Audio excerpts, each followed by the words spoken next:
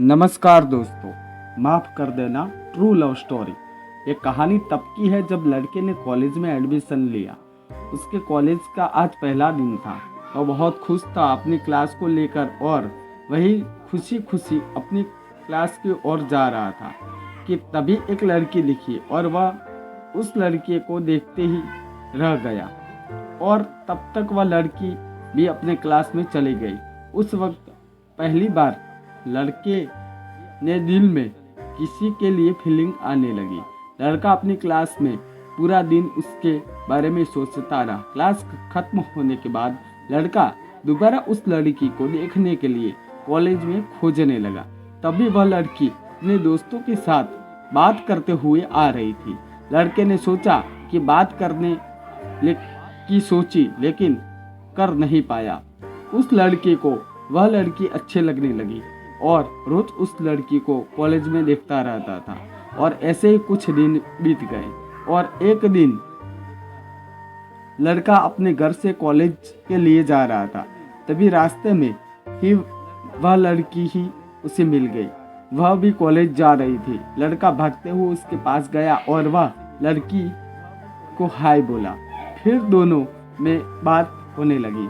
बात करते करते कॉलेज में आ गए थे। अब दोनों को अपने अपने क्लास में जाना था तो फिर दोनों अपने अपने क्लास में चले गए। अब वो धीरे धीरे उनकी दोस्ती हो गई थी। कुछ महीनों तक ऐसे ही चलता रहा। दोनों अच्छे दोस्त बन गए थे। फिर कुछ महीने बीतने के बाद दोनों की दोस्ती प्यार में बदल गई।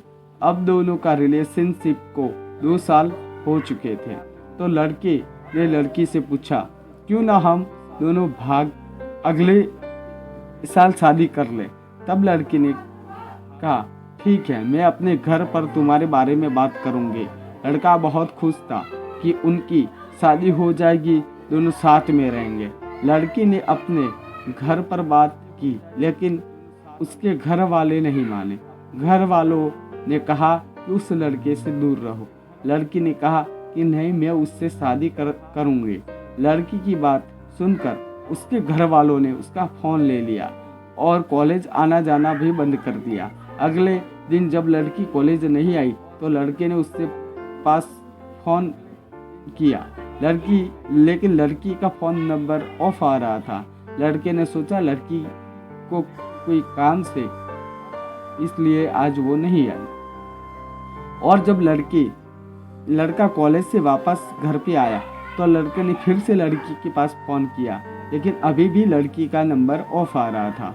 लड़का थोड़ा परेशान हो गया। 2 दिन बीत गए थे, लड़की की कोई खबर नहीं आई। तो लड़का क्या हुआ ये जानने के लिए वह लड़की के घर चला गया। लड़की की मम्मी से पूछने पे उन्होंने कहा कि वो मामा जी के घर है, मगर सच में तो ये था कि वह लड़की अभी भी अपने घर पर ही थी। पर लड़के को ये बात नहीं पता थी और लड़का मायूस होकर वापस चला गया। वक्त गुजरता था। अब वह उस लड़की के बारे में सोचता रहता था और फिर लड़की के घर वालों ने उसकी शादी कहीं और करवा ली।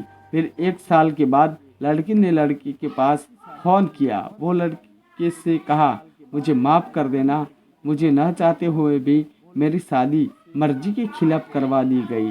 हो सके तो मुझे माफ़ कर देना। लड़का बस सुन रह गया। वह कुछ नहीं कर सकता था क्योंकि अब बहुत देर हो चुकी थी। लड़के की आंखों से आंसू गिरने लगे। उसने लड़के से कहा, तुम अपना ध्यान रखना और खुश रहना। इतना कहकर लड़के ने फ़ोन रख दिया और उसका प्यार हमेशा के लिए अधूरा रह गया। आसान नहीं होता किसी से सच्चा प्यार करना। बहुत किस्मत वाले होते हैं वो लोग जिनको उनका प्यार मिलता है। ये थी दोस्तों हमारी आज की कहानी। आप लोगों को ये कहानी कैसी लगी हमें कमेंट करके ज़रूर बताइएगा और ये कहानी को अपने दोस्तों के साथ ज़्यादा से ज़्यादा शेयर कीजिएगा। चैनल को सब्सक्राइब कीजिएगा